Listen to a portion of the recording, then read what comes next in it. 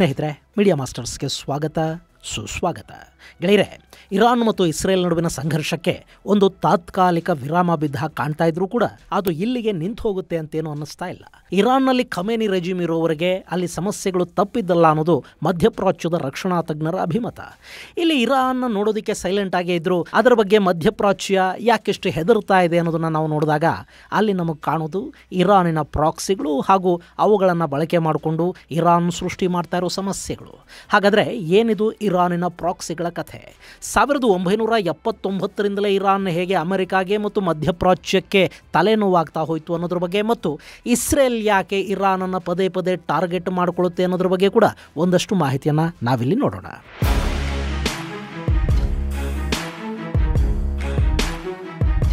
ಗೆಳೆಯರೆ, ಮಧ್ಯಪ್ರಾಚ್ಯದ ಸಮಸ್ಯೆಗಳಿಗೆ ಕಾರಣ ಏನು ಅಂತ ಕೇಳಿ ನೋಡಿ. ಕೆಲವರು ಇರಾನ್ ಅಂತ ಹೇಳ್ತಾರೆ, ಮತ್ತು ಕೆಲವರು ಅಮೆರಿಕ ಅಂತಲೂ ಹೇಳ್ತಾರೆ. ಇನ್ನು ಕೆಲವರು ಅಮೆರಿಕ ರಷ್ಯಾಗಳ ನಡುವಿನ ಆಧಿಪತ್ಯದ ಸಮರ ಅನ್ನುವ ಹಾವು ಏಣಿ ಆಟದಲ್ಲಿ ಪಾಪ ಮಧ್ಯಪ್ರಾಚ್ಯದ ಅಷ್ಟೂ ದೇಶಗಳು ನಲಗುತ್ತಾ ಇವೆ ಅನ್ನೋ ಅಭಿಪ್ರಾಯಕ್ಕೆ ಕೂಡ ಬರ್ತಾರೆ.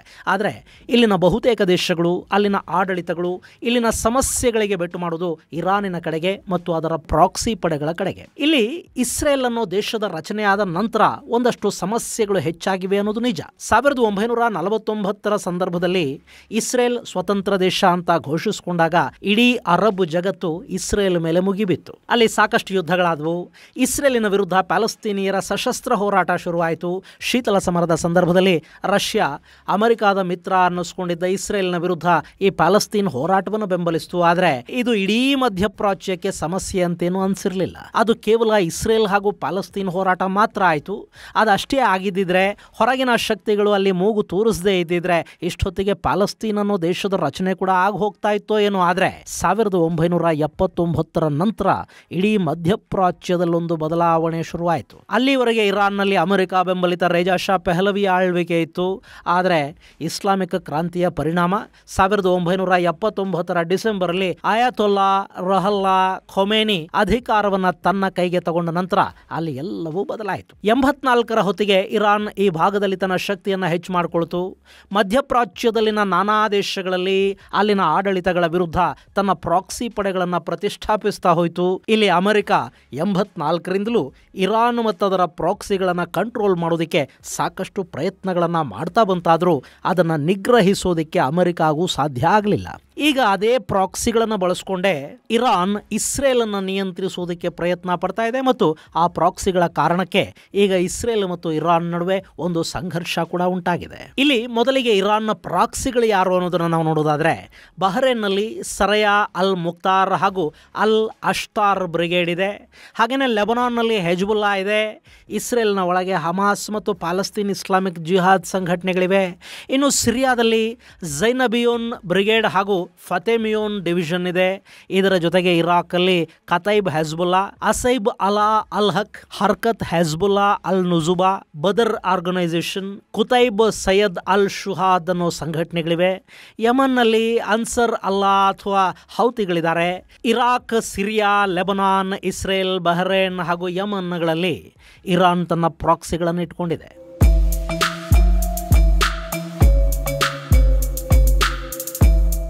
ಗೆಳೆಯರೆ, ಇಲ್ಲಿ ಮತ ಹಾಗೂ ಜನಾಂಗ ಎರಡೂ ಕಾರಣಗಳು ಇರಾನ್ ಹಾಗೂ ಅಕ್ಕಪಕ್ಕದ ದೇಶಗಳನ್ನು ದೂರ ಮಾಡ್ತಾ ಇವೆ. ಇರಾನ್ ಇದೆಯಲ್ಲ, ಇದನ್ನು ಒಂದು ಕಾಲಕ್ಕೆ ಪರ್ಷಿಯಾ ಅಂತ ಕರಿತಾ ಇದ್ರು. ಇಲ್ಲಿರೋದು ಪರ್ಷಿಯನ್ ಜನಾಂಗ. ಅವರನ್ನು ಜೊರಾಸ್ಟ್ರಿಯನ್ನರು ಅಂತ ಕೂಡ ಕರೆಯಲಾಗ್ತಾ ಇತ್ತು. ಅಲ್ಲಿಗೆ ಇಸ್ಲಾಂ ಬಂದ ನಂತರ ಅವರಲ್ಲಿ ಸಾಕಷ್ಟು ಜನ ನಾನಾ ಕಾರಣಗಳಿಂದ ಮತಾಂತರಗೊಂಡರು. ಹಾಗೆ ಮತಾಂತರಗೊಳ್ಳೋದಕ್ಕೆ ಇಷ್ಟ ಇಲ್ಲದೇ ಇದ್ದವರು ಭಾರತಕ್ಕೆ ಓಡಿ ಬಂದರು. ಅವರಿಗೆ ಭಾರತ ಆಶ್ರಯವನ್ನು ಕೊಡ್ತು. ಅವರಿವತ್ತು ಭಾರತದಲ್ಲಿ ನೆಮ್ಮದಿಯಾಗಿದ್ದಾರೆ. ಭಾರತಕ್ಕೂ ಸಾಕಷ್ಟು ಕೊಡುಗೆಗಳನ್ನು ಕೊಟ್ಟಿದ್ದಾರೆ. ಅದೊಂದು ಕಡೆ ಇರಲಿ. ಇನ್ನು ಅಲ್ಲೇ ಉಳಿದು ಇಸ್ಲಾಮನ್ನು ಸ್ವೀಕರಿಸಿದ್ರಲ್ಲ, ಅವರು ಪರ್ಷಿಯನ್ ಮುಸ್ಲಿಮರಾಗಿ ಉಳ್ಕೊಂಡ್ರು. ಇನ್ನು ಅಲ್ಲಿನ ಉಳಿದ ಭೂಪ್ರದೇಶ ಇದೆ ನೋಡಿ, ಅದು ಅರಬ್ ನೆಲ ಅಂತ ಗುರುತಿಸ್ಕೊಳ್ತು. ಈ ಅರಬರು ಇರಾನಿಯನ್ನರನ್ನ ಅಂದರೆ ಪರ್ಷಿಯನ್ನರನ್ನ ಇಷ್ಟಪಡಲಿಲ್ಲ. ಇನ್ನು ಈ ಅರಬ್ ದೇಶಗಳಲ್ಲಿ ಸುನ್ನಿ ಮುಸ್ಲಿಮರಿದ್ರು. ಇರಾನ್ನಲ್ಲಿದ್ದ ಬಹುಸಂಖ್ಯಾತರು ಶಿಯಾಗಳಾಗಿದ್ರು. ಶಿಯಾ ಹಾಗೂ ಸುನ್ನಿಗಳ ನಡುವೆ ಇಸ್ಲಾಂ ಮೇಲಿನ ಅಧಿಕಾರಕ್ಕಾಗಿ, ವಾರಸುದಾರಿಕೆಗಾಗಿ ಸಾಕಷ್ಟು ಯುದ್ಧಗಳು 7ನೇ ಶತಮಾನದಿಂದಲೂ ನಡ್ಕೊಂಡು ಬಂದು ಅವು ಹಾಗೆ ಮುಂದುವರ್ಕೊಂಡು ಬಂದವು.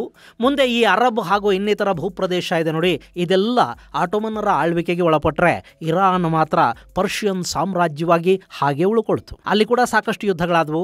ಅವು ಕೂಡ ಅಲ್ಲಿನ ಜನರನ್ನ ಐತಿಹಾಸಿಕವಾಗಿ ಬೇರ್ಪಡಿಸ್ತಾ ಹೋದವು. ಆಮೇಲೆ ಇರಾನ್ ಅಮೆರಿಕಾದ ಪ್ರಭಾವಕ್ಕೆ ಒಳಗಾಯಿತು. ಅಲ್ಲಿ ಎಲ್ಲ ಸರಿ ಹೋಗ್ತಿದೆ ಅನ್ನೋ ಹಾಗೆ ಕಾಣ್ತಾ ಇತ್ತು.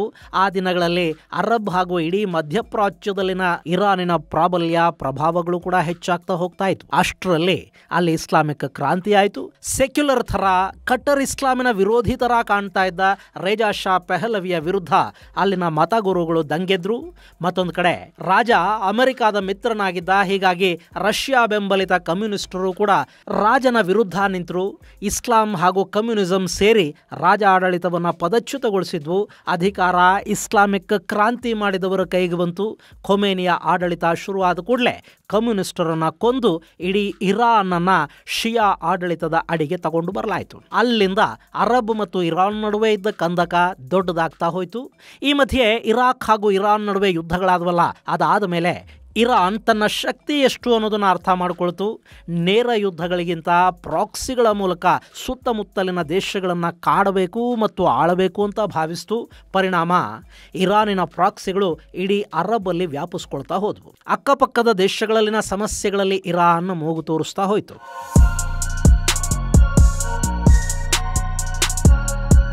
ಗೆಳೆಯರೆ, ಇಲ್ಲಿ ಈ ಮ್ಯಾಪ್ ಅನ್ನೊಂದ್ಸರಿ ನೋಡ್ಬಿಡಿ. ಸೌದಿ ಅರೇಬಿಯಾ ಹಾಗೂ ಇರಾನ್ ಎರಡೇ ಈ ಭಾಗದ ದೊಡ್ಡ ದೇಶಗಳು, ಇನ್ನೆಲ್ಲ ಚಿಕ್ಕ ಚಿಕ್ಕ ದೇಶಗಳೇ. ಹಾಗೆ ಈ ಎರಡೂ ಕೂಡ ತೈಲ ನಿಕ್ಷೇಪಗಳನ್ನು ಹೊಂದಿದ್ದ ಸಮೃದ್ಧ ದೇಶಗಳು. ಇಲ್ಲಿ ಮೆಕ್ಕಾ ಮದೀನಾಗಳು ಸೌದಿಯಲ್ಲಿವೆ. ಸೌದಿಯ ಬಳಿ ಶ್ರೀಮಂತಿಕೆಯೂ ಇದೆ. ಅದು ಸುನ್ನಿ ದೇಶ. ಜಗತ್ತಲ್ಲಿ ಸುನ್ನಿಗಳು ಹೆಚ್ಚಿದ್ದಾರೆ. ಹೀಗಾಗಿ ಸೌದಿ ಸಹಜವಾಗಿ ಅರಬ್ ನೆಲದ ನಾಯಕ ಅಥವಾ ಬಿಗ್ ಬ್ರದರ್ ಆಯಿತು. ಆ ಸ್ಥಾನಕ್ಕಾಗಿ ಇರಾನ್ ಕಾಂಪಿಟೇಷನ್ಗೆ ಬಿತ್ತು. ಇಡೀ ಮಧ್ಯಪ್ರಾಚ್ಯದ ಮೇಲೆ ತನ್ನ ಆಧಿಪತ್ಯವನ್ನು ಸ್ಥಾಪಿಸೋದಕ್ಕೆ ಏನು ಬೇಕಾದರೂ ಮಾಡೋದಕ್ಕೆ ಇರಾನ್ನಲ್ಲಿ ಸಿದ್ಧ ಆಗ್ತಾ ಹೋಯಿತು. ಇದಕ್ಕಾಗಿ ಇರಾನ್ ತನ್ನ ಪ್ರಾಕ್ಸಿಗಳನ್ನು ಬಳಸ್ಕೊಳ್ತಾ ಹೋಯಿತು. ಇವತ್ತು ಯಮನ್ ಮತ್ತು ಲೆಬನಾನ್ಗಳಲ್ಲಿನ ಆಡಳಿತವನ್ನು ಇರಾನ್ನ ಪ್ರಾಕ್ಸಿಗಳು ತಮ್ಮ ಕೈಗೆ ತಗೊಂಡಿವೆ. ಯಮನ್ನಲ್ಲಿದ್ದ ಸೌದಿ ಬೆಂಬಲಿತ ಸುನ್ನಿ ಸರ್ಕಾರವನ್ನು ಅಲ್ಲಿಂದ ಓಡಿಸಲಾಗಿದೆ. ಇನ್ನು ಇರಾಕಲ್ಲಿ ಸದ್ದಾಂ ಹುಸೇನ್ ಇರುವಾಗ ಇರಾನ್ಗೆ ಹೆಚ್ಚಿನ ಸಮಸ್ಯೆ ಮಾಡೋದಕ್ಕೆ ಸಾಧ್ಯ ಆಗಿರಲಿಲ್ಲ. ಆದರೆ ಸದ್ದಾಂ ಅಂತ್ಯದ ನಂತರ ಈಗ ಇರಾಕಲ್ಲಿ ಕೂಡ ಇರಾನ್ ತನ್ನ ಪ್ರಭಾವವನ್ನು ಬೆಳೆಸಿಕೊಂಡಿದೆ. ಇನ್ನು ಸಿರಿಯಾದಲ್ಲಿ ಬಶರ್ ಅಲ್ ಅಸದ್ ಸರ್ಕಾರಕ್ಕೆ ಬೆಂಬಲವನ್ನು ಕೊಡೋದರ ಮೂಲಕ ಇರಾನ್ ತನ್ನ ಹಿಡಿತವನ್ನಲ್ಲಿ ಹೊಂದಿತ್ತು. ಈಗ ಅಲ್ಲಿ ಅಧಿಕಾರ ಬದಲಾಗಿದೆ. ಆದರೆ ಇರಾನಿನ ಪ್ರಾಕ್ಸಿಗಳು ಮಾತ್ರ ಹಾಗೇ ಇವೆ. ಗೆಳೆಯರೆ, ಇಲ್ಲಿ ಇರಾನ್ ತನ್ನ ಅಷ್ಟೂ ಪ್ರಾಕ್ಸಿಗಳಿಗೆ ಬೇಕಾದ ಹಣಕಾಸಿನ ನೆರವನ್ನು ಕೊಡುತ್ತೆ. ಜೊತೆಗೆ ಅವರಿಗೆ ಬೇಕಾದ ಶಸ್ತ್ರಾಸ್ತ್ರಗಳನ್ನು ಕೂಡ ಒದಗಿಸಿಕೊಡುತ್ತೆ. ಹಮಾಸ್ ಇದೆಯಲ್ಲ, ಅದಕ್ಕೆ ಇರಾನ್ ಪ್ರತಿ ವರ್ಷ $100 ಮಿಲಿಯನ್ ಹಣವನ್ನು ಕೊಡ್ತಾ ಇದೆ. ಹಾಗೆಯೇ ಹೌತಿಗಳಿಗೆ ಮತ್ತು ಹೆಜ್ಬುಲ್ಲಾಗಳಿಗೆ ಕೂಡ ಇರಾನ್ನಿಂದ ಹಣಕಾಸಿನ ನೆರವು ಸಿಗುತ್ತೆ. ಅವರು ಬಳಸ್ತಾ ಇರುವ ಆಯುಧಗಳು ಇರಾನ್ನ ಕೊಡುಗೆ ಅಷ್ಟೇ ಅಲ್ಲ, ಅವರಿಗೆ ಮಿಸೈಲ್ ತಯಾರು ಮಾಡಿಕೊಳ್ಳೋದಕ್ಕೆ ಬೇಕಾದ ತಂತ್ರಜ್ಞಾನವನ್ನು ಕೂಡ ಇರಾನೇ ಕೊಡ್ತಾ ಇದೆ. ಇರಾಕಲ್ಲಿನ ಶಿಯಾ ಬಂಡುಕೋರ ಪಡೆಗಳನ್ನು ಇರಾನ್ ಸಾಕ್ತಾ ಇದೆ. ಮತ್ತು ಈ ಎಲ್ಲ ಪ್ರಾಕ್ಸಿಗಳಿವೆಯಲ್ಲ, ಇವುಗಳಿಗೆ ಸೇನಾ ತರಬೇತಿಯನ್ನು ಕೊಡೋದಕ್ಕೆ ಮತ್ತು ಅವುಗಳನ್ನು ಶಾಶ್ವತವಾಗಿ ತನ್ನ ಕೈಯಲ್ಲಿ ಇಟ್ಟುಕೊಳ್ಳೋದಕ್ಕೆ ಇರಾನ್ನ ಇಸ್ಲಾಮಿಕ್ ರೆವಲ್ಯೂಷನರಿ ಗಾರ್ಡ್ಸ್ನ ಪಡೆ ಏನಿದೆ, ಅದರಲ್ಲಿ ಖುದ್ಸ್ ಅನ್ನೋ ಒಂದು ಪ್ರತ್ಯೇಕ ಪಡೆನೇ ಇದೆ. ಅವರು ಹೊರದೇಶಗಳಲ್ಲಿನ ಇರಾನ್ನ ಪ್ರಾಕ್ಸಿಗಳನ್ನು ಮೇಂಟೈನ್ ಮಾಡ್ತಾರೆ. ಮತ್ತು ಈ ಪ್ರಾಕ್ಸಿಗಳು ಹಾಗೂ ಇರಾನ್ನ ಸರ್ವಾಧಿಕಾರಿಯ ನಡುವೆ ಬ್ರಿಡ್ಜ್ನ ಹಾಗೆ ಈ ಖುದ್ಸ್ ಫೋರ್ಸ್ ಕೆಲಸ ಮಾಡುತ್ತೆ.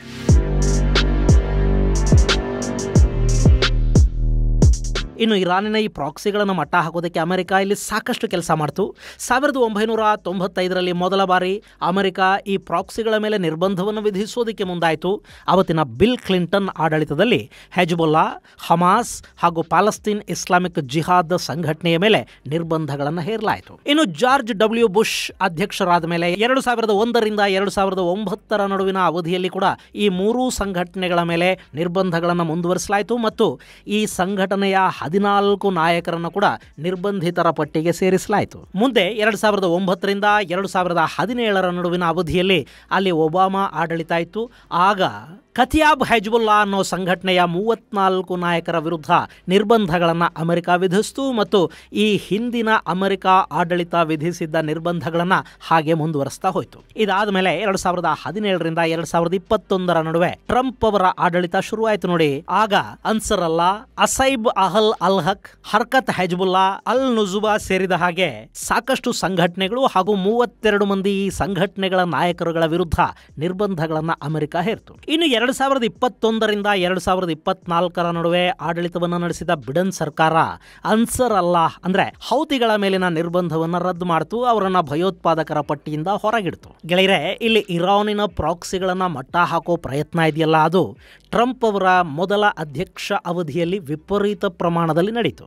ಟ್ರಂಪ್ ಇರಾನ್ನ ಮೇಲೆ ನಿರ್ಬಂಧಗಳನ್ನು ಹೇರಿದರು, ಇರಾನ್ ಜೊತೆ ಮಾಡಿಕೊಂಡಿದ್ದ ಜಾಯಿಂಟ್ ಕಾಂಪ್ರಹೆನ್ಸಿವ್ ಪ್ಲಾನ್ ಆಫ್ ಆಕ್ಷನ್ನ ರದ್ದು ಮಾಡಿದರು, ವ್ಯಾಪಾರ ನಿರ್ಬಂಧಗಳ ಮೂಲಕ ಇರಾನಿನ ಆರ್ಥಿಕತೆಯನ್ನು ಸಂಕಷ್ಟಕ್ಕೆ ಸಿಲುಕಿಸುವ ಪ್ರಯತ್ನವನ್ನು ಕೂಡ ಟ್ರಂಪ್ ಮಾಡಿದರು. ಈ ಮೂಲಕ ಇರಾನಿನ ಆರ್ಥಿಕ ನೆರವು ಪ್ರಾಕ್ಸಿಗಳಿಗೆ ಸಿಗದಂತೆ ತಡೆಯುವ ಪ್ರಯತ್ನ ನಡೀತಾದರೂ ಅದರಿಂದ ದೊಡ್ಡ ಮಟ್ಟದ ಪ್ರಯೋಜನ ಏನಾಗಲಿಲ್ಲ. ಯಾಕೆಂದರೆ ಅಷ್ಟೊತ್ತಿಗಾಗಲೇ ಹೆಜ್ಬುಲ್ಲಾ ಲೆಬನಾನಿನ ಅರ್ಧ ಭಾಗವನ್ನು ಆಳ್ತಾ ಇತ್ತು, ಯಮನ್ನಲ್ಲಿ ಹೌತಿಗಳು ಆಡಳಿತವನ್ನು ತಮ್ಮ ಕೈಗೆ ತಗೊಂಡಿದ್ರು, ಸಿರಿಯಾ ಮೂಲಕ ಇರಾನ್ ಹಮಾಸ್ ಹಾಗೂ ಹೆಜ್ಬುಲ್ಲಾಗಳಿಗೆ ಬೇಕಾದ ನೆರವನ್ನು ಕೊಡಿಸ್ತಾ ಇತ್ತು, ಕತಾರ್ ಕೂಡ ಹಮಾಸ್ನ ಸಹಾಯಕ್ಕೆ ನಿಂತುಕೊಂಡಿತ್ತು. ಇನ್ನು ಅಮೆರಿಕ ಇರಾನಿನ ರೆವಲ್ಯೂಷನರಿ ಗಾರ್ಡ್ಸ್ ಮುಖ್ಯಸ್ಥ ಹಾಗೂ ಖಮೇನಿಯ ಅತ್ಯಾಪ್ತ ಖಾಸಿಂ ಸುಲೇಮಾನಿಯನ್ನು ಕೊಂದು ಹಾಕಿತು. Lebanon, Syria, Iraq, Yemen, Israel, ಪ್ಯಾಲೆಸ್ತೀನ್ಗಳಲ್ಲಿದ್ದ ಇರಾನ್ನ ಪ್ರಾಕ್ಸಿ ನಾಯಕರ ವಿರುದ್ಧ ಕೂಡ ನಿರ್ಬಂಧಗಳನ್ನು ಅಮೆರಿಕ ಹೇರಿತು. ಇವತ್ತಿಗೂ ಕೂಡ ಅಮೆರಿಕ ಇರಾನನ್ನು ನಿರ್ಬಂಧಿಸೋದಕ್ಕೆ ಪ್ರಯತ್ನಗಳನ್ನು ಮಾಡ್ತಲೇ ಇದೆ. ಮತ್ತೊಂದು ಕಡೆ ಅದರ ಪ್ರಾಕ್ಸಿಗಳ ವಿರುದ್ಧ ಇಸ್ರೇಲ್ ಹೋರಾಟವನ್ನು ಮಾಡ್ತಾ ಇದೆ. ಹೀಗಾಗಿ ಈ ಭಾಗದಲ್ಲಿ ಅಮೆರಿಕದ ಪ್ರಭಾವ ಉಳಿಬೇಕು ಅಂದರೆ ಅವರಿಗೆ ಇಸ್ರೇಲ್ ಬೇಕು. ಸೊ ಇಸ್ರೇಲ್ಗೆ ಅಮೆರಿಕ ಸಹಾಯವನ್ನು ಮಾಡ್ತಾ ಇದೆ. ಇನ್ನು ಈ ಬಾರಿ ಇರಾನ್ ಅನ್ನು ತಡೆದುಕೊಳ್ಳುವ ಮೊದಲು ಇಸ್ರೇಲ್ ಅದರ ಎಲ್ಲ ಪ್ರಾಕ್ಸಿಗಳನ್ನು ನ್ಯೂಟ್ರಲೈಸ್ ಮಾಡಿ ಅವರ ಶಕ್ತಿ ಕ್ಷೀಣಿಸುವ ಹಾಗೆ ಮಾಡೋ ಪ್ರಯತ್ನವನ್ನು ಮಾಡಿತು. ಸಿರಿಯಾದಲ್ಲಿ ಆಡಳಿತ ಬದಲಾವಣೆ ಆಯಿತು. ಆ ಮೂಲಕ ಇರಾನ್ ಹಾಗೂ ಲೆಬನಾನ್ ನಡುವೆ ಸಂಪರ್ಕ ಕಟ್ಟಾಯಿತು. ಹಮಾಸ್ಗೆ ಇರಾನ್ನಿಂದ ಸಿರಿಯಾ ಮೂಲಕ ಸಿಗ್ತಾ ಇದ್ದ ನೆರವು ಕೂಡ ಇಲ್ಲದಂತಾಯಿತು. ಅದೆಲ್ಲ ಆದ ಮೇಲೆ ಇಸ್ರೇಲ್ ಇರಾನ್ ಮೇಲೆ ದಾಳಿಗೆ ಮುಂದಾಯಿತು. ಆದರೆ ಅದು ಕೂಡ ನಾನಾ ಕಾರಣಗಳಿಂದ ಈಗ ಅಬಾರ್ಟ್ ಆಗ್ತಾ ಇದೆ. ಯಾವಾಗ ಮತ್ತೆ ಶುರುವಾಗುತ್ತೆ ಗೊತ್ತಿಲ್ಲ.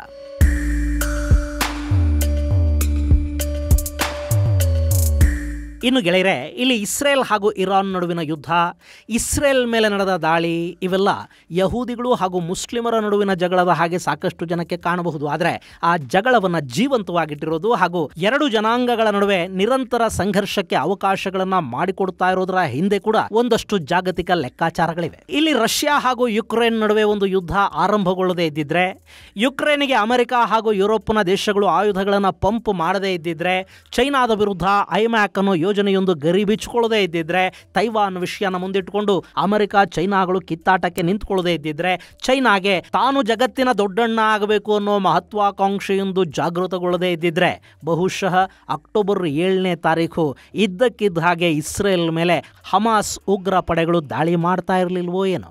ಆ ದಾಳಿ ಕೂಡ ಅಮೆರಿಕ ಹಾಗೂ ರಷ್ಯಾ ಚೀನಾ ಕೂಟಗಳ ನಡುವಿನ ಈ ಶೀತಲ ಸಮರ ಮಧ್ಯಪ್ರಾಚ್ಯವನ್ನ ಸಂಘರ್ಷ ಪೀಡಿತಗೊಳ್ಳೋ ಹಾಗೆ ಮಾಡ್ತಾ ಇದೆ.